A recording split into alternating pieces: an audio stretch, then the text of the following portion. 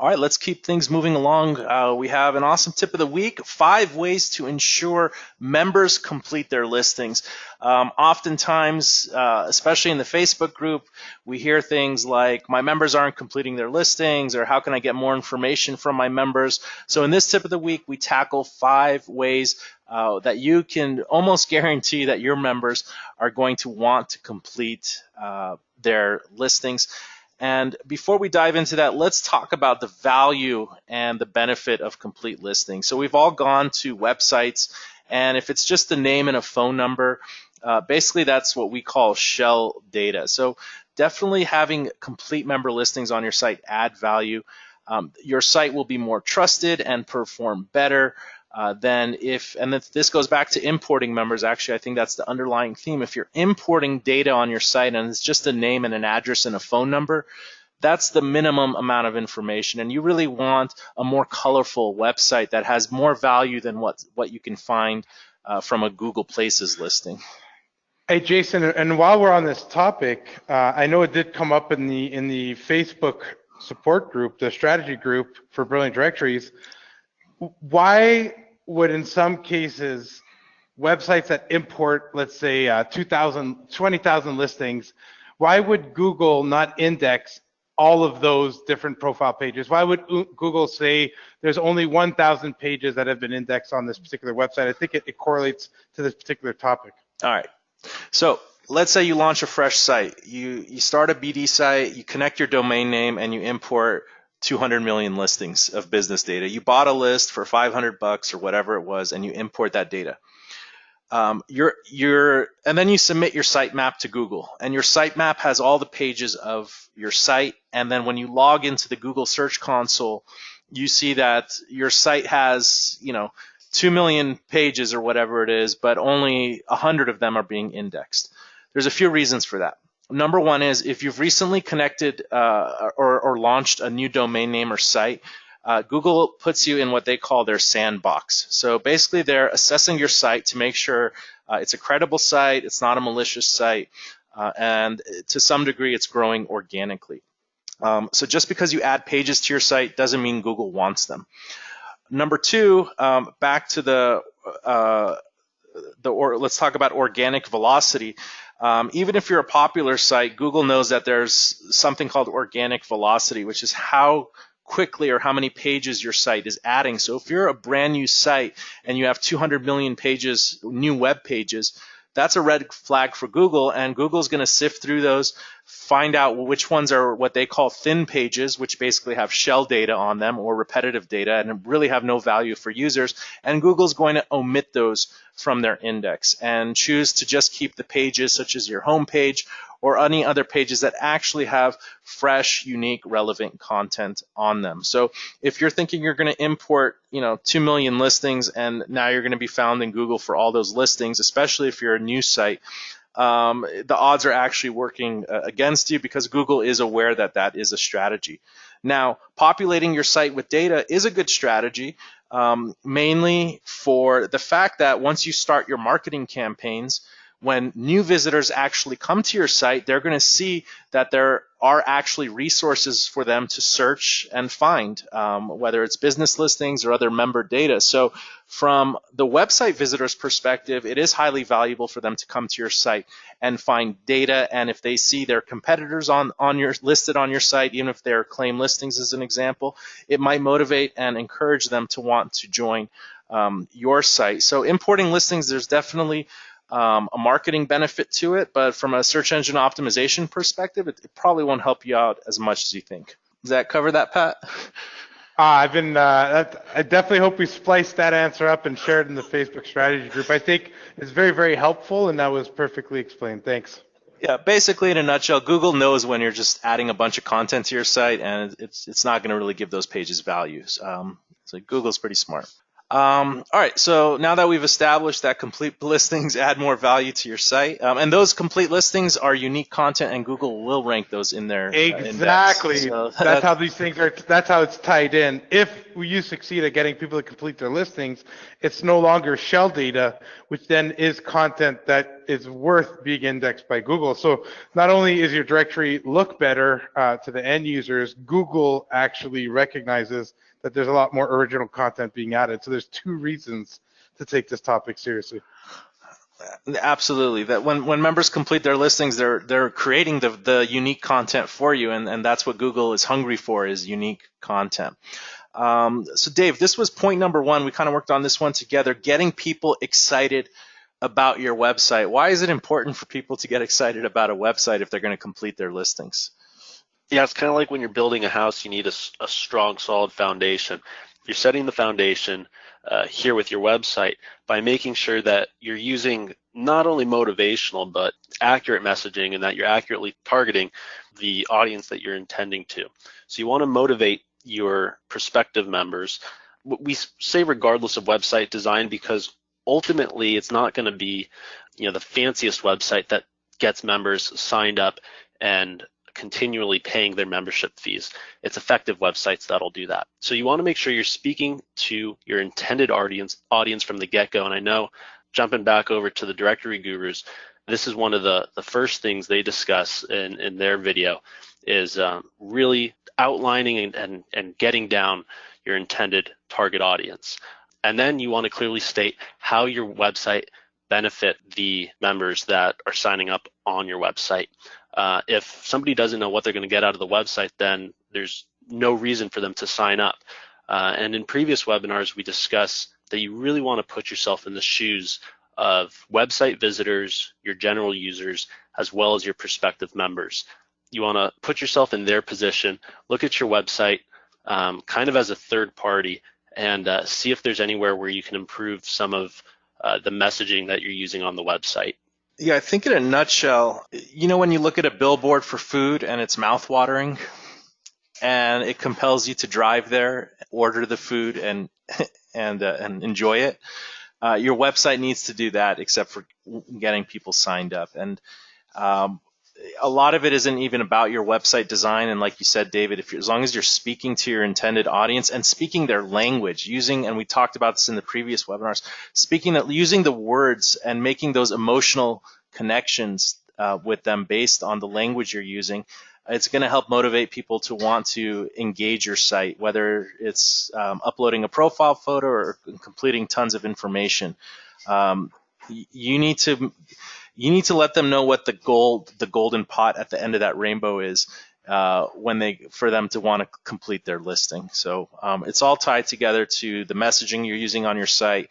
And I really like the point you mentioned here about testimonials. When people see that other people are enjoying your product or service or having success with your product or service, it really goes a long way. That's why people put testimonials on their home pages, on sign-up pages, on checkout pages, even in member dashboards when they log in. If they can see this, what's called social proof, is other people having success or enjoying a product or service, it's going to pique their interest and motivate them to want to, in this case, complete their listings and the information you're trying to gather from them. Yeah, absolutely. And ultimately that leads into the final point, which is showing that your website is a valuable resource within the industry that you're targeting. Not only will testimonials do that, but also, as we've discussed in a lot of previous webinars, is publishing relevant and useful content that your target audience will just want to eat up. And then finally, that link at the bottom, I went ahead and shared that in the chat. That's just some additional information from previous webinars about how to use effective messaging on your website to really drive home the point and connect with that target audience. That's a really good share there. So you just searched our blog for the word messaging, and let's see, we got a few webinars in there. Yeah, we got a website showcase there at the top, and then we have a few other webinars down there where we answered some questions regarding website messaging, and then we also have several articles that touch on that topic as well. Awesome.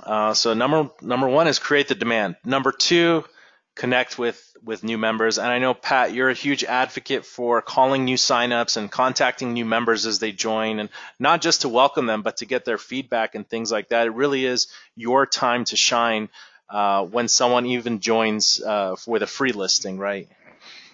Yes, and I really think that the first 100 members of any directory website is the make or break of any directory.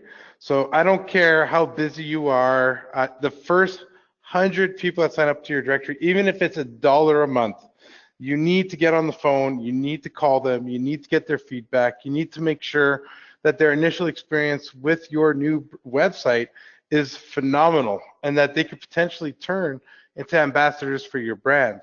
Those are the phone calls where you ask them, hey, we launched the website for X reason. We saw an issue in the industry. We're trying to correct it. Do you see a need for this? Do you have any other recommendations? That initial call, that's what you would call an ambassador. The fact that you called them, they're no longer looking for leads, because as we've talked earlier on this webinar, you're a new website, you're probably not going to generate leads. So you might as well get into the good grace of the people that signed up, and people love being the first members of a new venture. So you build that relationship, you make them feel special, and what the payoff is for that is that they're no longer expecting leads. They're no longer asking questions like, how many daily visits you get to your website? They're just happy to collaborate on this new project and provide you with valuable feedback. So yes, I'm definitely an ambassador of that. I wanted to ask the attendees here today, if you want to raise your hand, how do you welcome your new members? Do you have a follow-up process? Did you customize the email that goes out upon a sign-up? Raise your hand. Would love to hear what you're doing. I also, before we do that, I want to share, we do have a tip of the week that we did is 6 tips on welcoming new members. I'll also share this in the chat. A lot of these webinars are just going back to some of the content we already created, but it's really good. It all ties in together. And let's hear from our good friend Colette. I know she has a really strong community and keeping in touch. So Colette, how are you today? Hi, Jason. Very good, and you? Excellent. Thanks for joining again today in the webinar. Thank you. Awesome. I do agree with Patrick that calling the members is hugely valuable, especially for a small local directory like I have. It does give you that connection with them, and you can then follow up in future to upgrade. And are people surprised when you call them? Some of them are, yes. Yes, they don't expect to have a personal phone call when they've just listed in a what they think is just a normal directory. So yeah, usually it's a pleasant call to make, because they are quite forthcoming, even though they've signed up for a free membership sometimes. And if it is a paid one, then I do say that I'm sharing it on Facebook, so they're getting that exposure too. That's amazing that you do that. It really is. I know a lot of people are not phone people, so it helps to maybe have someone else on your team that is. But if you can do it all yourself, you know, my hat off to you and kudos. And I know that you're doing a lot of this on your own there. And when you call people, do they have a lot of questions? Are you asking them what problems they're facing, or what kind of topics are covered in those phone calls? Not as much as I should. I'm probably one of those that should have somebody else doing the calls for me. Gotcha. But that's okay. But you're learning. I don't also want to pressurize them. I do sometimes, depending on how the conversation's going, I will suggest meeting up with them to show them the benefits of one of our upgrade options. But I tend to keep that first call quite short, just saying, like, to check that the phone number and all the information is correct so I can verify the listing. It just shows that the website does have some validity to the listings that are on the website. Absolutely. Yeah, those conversations can go in many different directions, even if you're just verifying information. But any reason that you're calling them, I think, is a positive one. Whether you're verifying information, recommending other ways or other products and services that you offer, I don't foresee that they can't be mad at you for anything at that point, you know? No, absolutely not. And I do also try to do some research into what their online exposure is.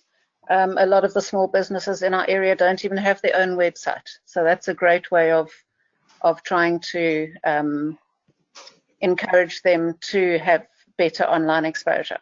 Fantastic. Well, thanks for sharing, Colette. Those are some great tips that you just shared with us. Thank you. No worries. All right, we have another champion with us here, Lindsay from the UK. I know that she recently launched her second website, but you have your first apprenticeship website. How do you welcome your new members? I basically do like a flyer which I make up on Canva, saying what membership grades they are, and I post it on LinkedIn because mine is a business orientated website. I run a group on LinkedIn with 22,000 members, so it's a great promotion for the new members. And could I ask you how long, because I love Canva, I'm so happy you mentioned them, how long does it take you to make a personalized welcome message for your LinkedIn page using Canva? Seconds. Seconds. It doesn't take long at all. You've got the logos there, their membership level, a shout out. It's just literally a tag, you put the name of the company on, and then you do a line. Welcome, whatever company it is, member. Amazing. And it's a great way of getting it. I'm quite lucky because I have got a good, strong social media network to go out to. So it works. And it does not take long to do. Canva costs about $12 a month. Right. Exactly, and that's their premium account, and you could. I know in particular your business industry, so LinkedIn is perfect. But if you had a Facebook group, or if you had a Twitter account, or anything else, any other avenue, Canva, you put in their logo, you put in their business name. Like you said, it's definitely under a minute when you learn how to use it. And that first initial experience, I just signed up for your website, and I see that you're already taking steps to getting the word out that I exist. And you've done something personal for me. That means a lot to me as an initial impression. And your brand starts to stand out because Facebook isn't going to do that for me, and very few sites will do that for me. So that's fantastic. Thank you for sharing that. Pleasure. And also, if you notice what Lindsay just shared are actually number 3 and number 4. Invite them to your social media pages. She mentioned she has a LinkedIn group. So she has an alternate place outside of the directory where she can engage and provide resources for her members. And then she mentioned she's giving shout outs to new signups or people who have done something noteworthy on her site. So great work there, Lindsay. Great to hear that. All right, number 3. Avoid form fatigue. So we've all done this. Maybe you're trying to take an online survey. I know I recently leased a car and they told me to take a survey, and I was all for it, but it was too long, and I just said forget this. So when people are creating their listings on your site, don't frustrate them with drawn out forms. With Brilliant Directories, you can add custom fields that members can fill in when they're first signing up. And you want to really just require the minimum amount of information, at least initially. And when we say minimum, we mean minimum for a complete profile. So try to really look at your forms. There's 2 main forms that members fill out when they join your Brilliant Directory site. One of them is the contact information, the contact details form. And then the one for really additional information is the listing details form. Sometimes perhaps maybe you can lose the listing details and just move a couple of those over to the contact details form. Maybe you can split them up more evenly, maybe even remove some fields from both of the forms initially. But basically, we looked up a stat online. David was nice enough to find this for us. People only read about 28% of the words on a page that have 500 or 50 plus words. Now, this is related to a blog post or an article, of course. But look, when the number of words on a page drops down to 111 words, people will read 49% of the words on that page. So although that stat is for a blog post, the same logic applies to your forms. So basically, we want them to avoid form fatigue. So shorter forms will provide better motivation for them to complete their profiles. Now, also, in case you guys didn't realize it, the reason the profile photo comes after the contact details when members are logged into their dashboard is to split up the heavy text that people are potentially filling out when they go from the contact details to the listing, additional listing information form. The goal there was to break up the text that you're looking up and give them something that has to do with imagery rather than typing to help avoid that form fatigue. So it was done deliberately like that. And then again, if you're adding custom form fields, there's nothing wrong with that, but try to split them between the listing details and the contact details tab. Less content per form makes them more manageable to fill out. And this was a setting that was released not too long ago. There actually is a setting to require basic information before a member's profile goes live.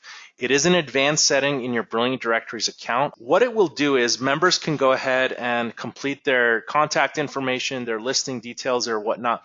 But when this is enabled, members will not show up in the search results if they don't have at least a name or a company entered, a top-level category selected. They have to have a profile photo or a logo uploaded, and they have to enter an address or location information for their listing. So there's 4 criteria here for at least basic complete profile information. And if you want to enable this on your site, I'll show you where you can do this. What you want to do is we'll start at the dashboard here. And it's not a common setting, it's in the advanced settings here. And what you can do to get there quickly, just in the search filter here on the right, you can do require complete profiles. And right now it's set to 0, which is the disabled setting. You can set this to 1. And when it's set to 1, again, it will check for these 4 criteria. And if the profile doesn't have it, it won't show up in the search results. And again, you can note this to your members in the welcome emails. You can add custom code to their member dashboard. We'll show you that in just a moment as well. So there are ways where you can get that messaging across to your members. And then, it's all about the visitor at the end of the day. You want the visitor to have a good experience. So if the member, especially for free signups, if they're not contributing this basic information to your site, then they're not going to get the visibility and exposure that they're after. Again, it does show less results on your site because you are restricting who shows up in the search results, but again, it can potentially provide a better user experience. But I know some people in the Facebook group were really excited when this was released. Lindsay raised her hand that she's using this. Great. And Jason, I think once we show the expert tip at the end of this presentation, people will have a lot more confidence in turning on that setting because they'll have a means of communicating why it's so important they complete their profile. That's right. All right, number 5, who doesn't like rewards, incentives, discounts, free stuff? Number 5 tip here is to reward members with complete profiles. And you can reward them in many different ways. You can give a shout out on social media, same thing as Lindsay is doing with her new members. You can add a badge to their profile pages, so they have a certified badge or complete profile badge. You can showcase them on your homepage. There is a way to feature members on your homepage, and you could specifically pick out people every week or every few days to be featured and reward those people who have completed their profiles. You can offer them better placement in search results. So let's say you have a free membership level.